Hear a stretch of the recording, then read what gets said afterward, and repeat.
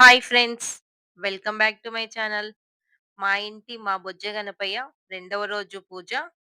ఈరోజు నేను స్వామివారికి చామంతి, గులాబీ ఇవి 2 కలిపి దండ కుచ్చి వేశాను.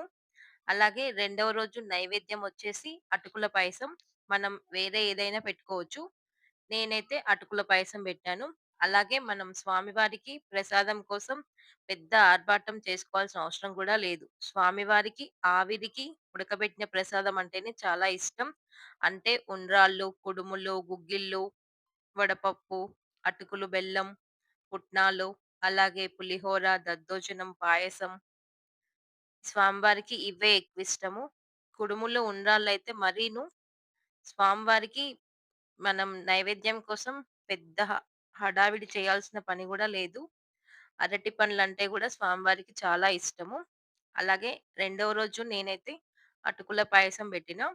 ఇంకా స్వామివారికి మనం యథావిధిగా అష్టోత్తర శతనామావళి చెప్పుకుంటూ అక్షంతలు కానీ, విడిపూలు కానీ, పత్రి కానీ యేసుకోవాలి.